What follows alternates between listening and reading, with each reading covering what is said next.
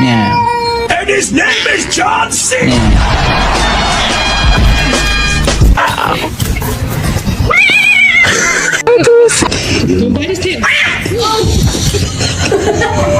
What did you do while I was gone today? Committed atrocities beyond your human comprehension.